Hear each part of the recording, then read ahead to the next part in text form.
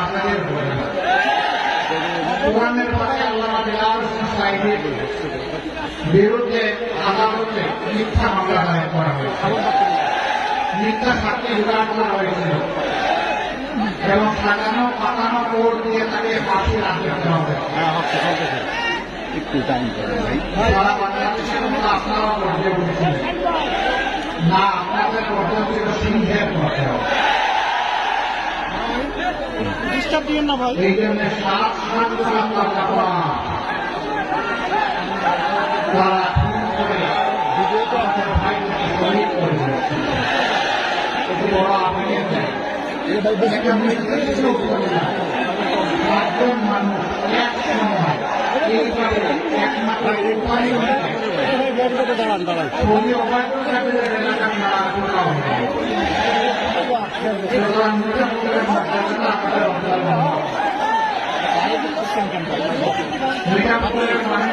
তারা মেধাদের দিক থেকে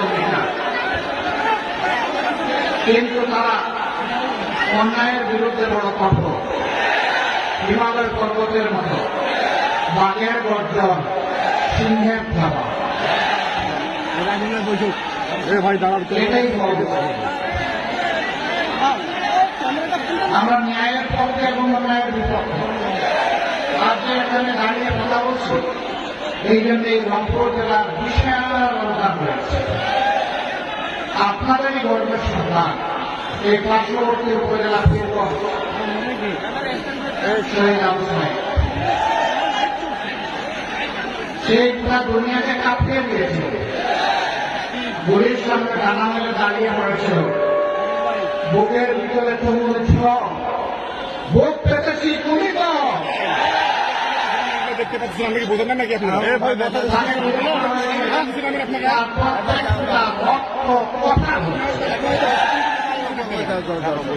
তখন যুবকরা রাস্তায় নেমে বলেছে রক্তে আমাদের আগুন লেগেছে, রক্তে আগুন লেগেছে।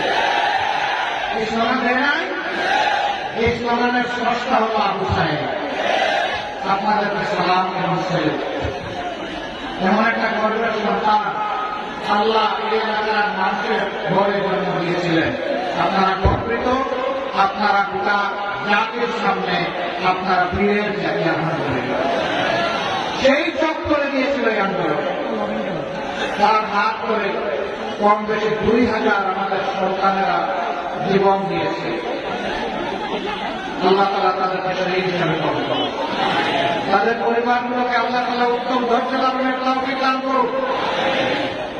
তাদের পথ ধরে শহীদ হওয়ার জন্য রাস্তায় নেমে এসেছিল লক্ষ লক্ষ যুবক যুবতী, আবাবর জনগণ, শ্রমিক, কৃষক, মেহনতি মানুষ, দোকানদার দোকান বন্ধ করে রাস্তায় লড়াইয়ে নেমে গিয়েছিল। 10 মাসের সন্তান তুলে নিয়ে মাও চলে এসেছিলেন।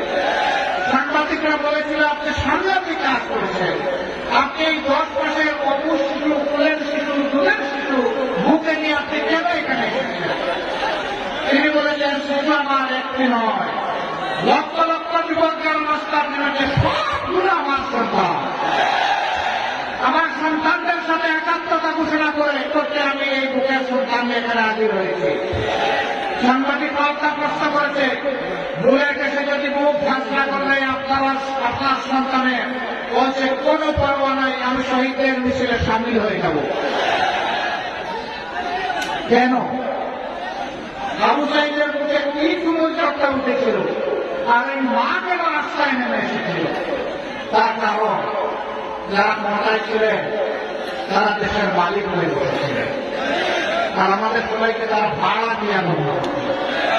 তাদের বন্দী তন্দি, জুলুম অত্যাচার, খুন গুম, ধর্ষণ, লুণ্ঠন সব কিছু সীমা ছাড়িয়ে গিয়েছিল। মানুষ অতিষ্ঠ হয়ে উঠেছিল, যার কারণে সমস্ত দেশবাসী রাস্তায় নেমে। এই দিশাহারা সরকার সবচেয়ে বেশি জুলুম করেছে বাংলাদেশ জামাত ইসলামী।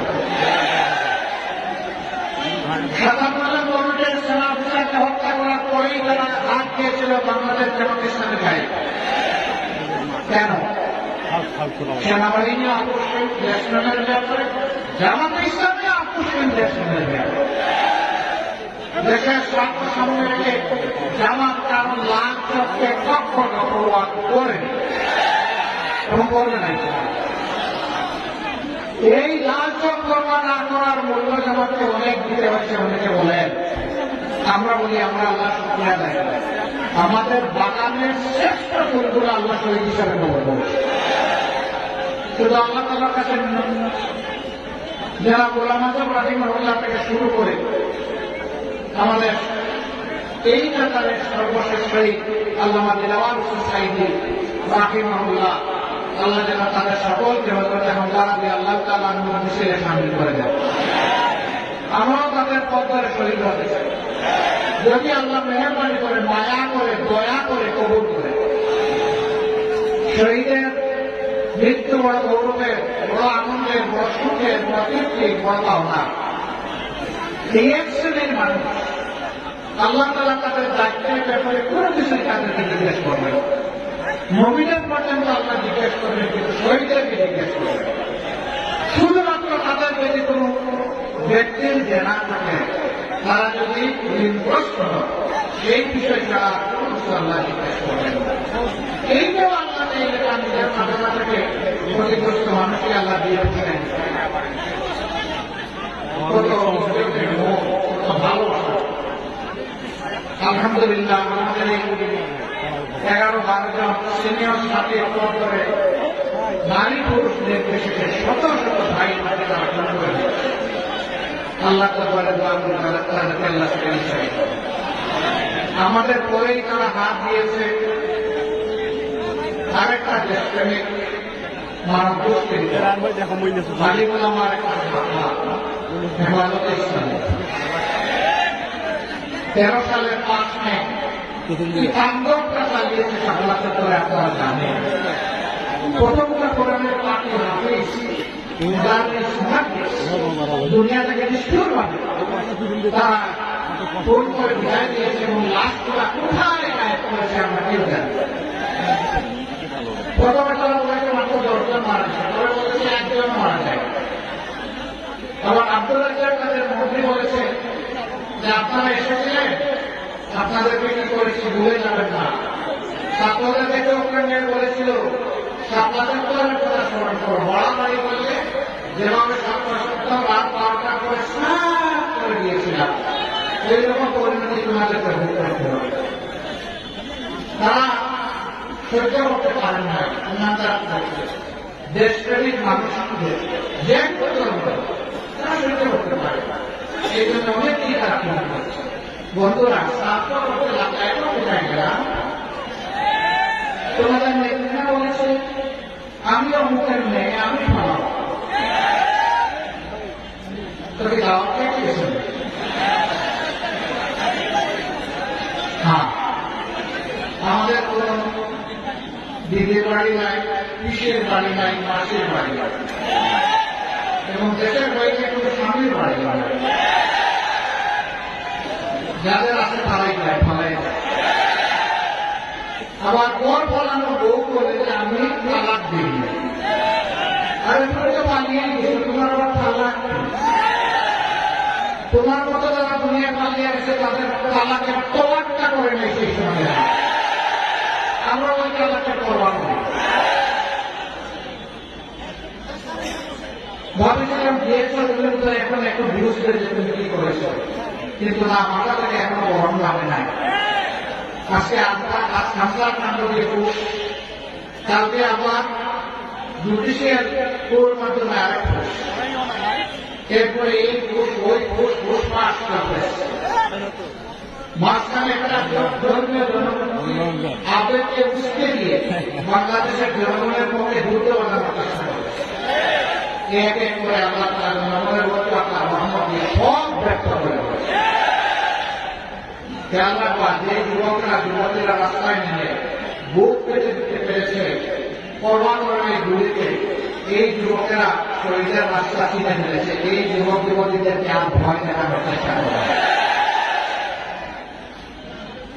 এখানে যারা আছে সবাই যুবক, ঠিক না? এখন দেখি বোকা বলে ঠিক আবার দুটা বলে কোনটা ঠিক দুইটাই যার এই টুকরাটা অর্থাৎ হাট কাটা যুবক যে পাহাড়কে জয় করার সাহস থাকে সেই দিয়ে বয়স কোনো মেটান চোর সাজানোর কোনো সমস্যা নেই গরু সাজানোকে তাও হোক গাড়ি সাজানোকে আরো ভালো কিন্তু আমি বুড়া হতে রাখি না কথাটাকে আমার সাথে একমত আমাদের পথ যেন আল্লাহ জীবন রাখে বলবে যেন আল্লাহ জীবনের শক্তি এবং ভালোবাসা দিয়ে রাখে এই পথকে ইনশাল্লাহ আমরা মানবতাকে জয় করবো সম্মানিত ভাইয়েরা তারা ভোট করেছেন এনাগর তৈরি করেছেন শুধু জামাত ইসলামী না সকল বিরোধী দলের উপর আন্দোলন চালিয়েছে বিএনপির মানুষের উপর বিএনপির নেতৃত্বে এটা একটা বিশাল জেলে নির্দিষ্ট জেলে রেখে আবার তাকে উপহাস করেছে অনেক কিছুই করেছে তারা কোনো মানুষকে সম্মানিত শিখেনি তারা যেহেতু দেশের মালিক আর আমরা যেহেতু তাকে বলেন বড়াকে কিনা মালিক কিনা ভোট ছেড়ে কোনো কথা না ভোট খালি করে কে দেয় এখন ঘরে কে আছে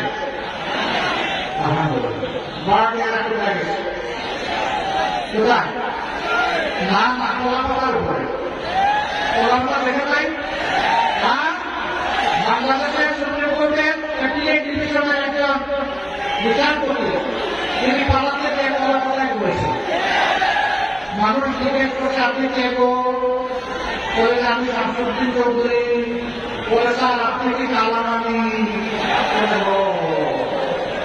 স্যার আপনি কোথায় আছেন বলে আমি তো আমাদের ভারতে আছি বলে আপনি বাংলাদেশের নাগরিক ভারতে কেন বলে আমি তো পালাচ্ছিলাম কার হাত ধরে দুজন রাশিয়ার নাম বলে ওদের হাত ধরে বলে না গো মানি আপনি ইন্ডিয়ায় যেতে পারেন তাই আপনি জানলে আটকা পড়ে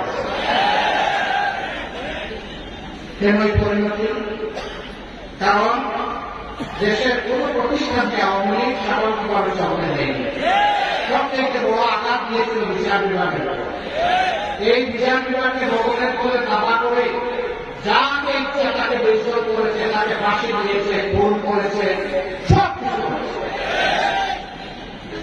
আর এই ধরনের বিচারপতি নামের পরম্পরা বিচারকের আসনে বসে তারা রাজনৈতিক চর্চা করেছে হুঙ্কার দিয়েছেন বিভিন্ন দল এবং ব্যক্তির বিরুদ্ধে এই সাহিদ সাহেবের বিরুদ্ধে কালামানি সাহেব হুঙ্কার দিয়েছিলেন সাহিদ সাহেব দুনিয়া থেকে বিদায় নিয়েছেন লাখো মানুষ চোখের পানি দিয়ে তাকে বিদায় সম্বর্ধনা জানান কোটি মানুষ তারা দুনিয়ায় তার জন্য দোয়া করতে গেছে আর তোমরা কলকাতায় চলে এখন মানুষ একটা প্রশান্তি এই হলো ব্যস্ত আমরা ওটা চাই না মানবতার এই বেশি আমরা চাই না আমরা চাই মানুষের সমস্যা মানুষের সমস্যা একটা মানবিক বাংলাদেশ গড়ে আমাদের সন্তানেরা তাই সমস্ত অমানবিকতার বিরুদ্ধে অসত্যের বিরুদ্ধে বর্বরতার বিরুদ্ধে বৈষম্যের বিরুদ্ধে তারা গড়ে উঠেছে সনাতনের একটাই ছিল উনি ওয়ান জাস্টিস আমার সামাজিক ন্যায় বিচার চাই যেই সমাজে ন্যায় বিচার প্রতিষ্ঠিত হয়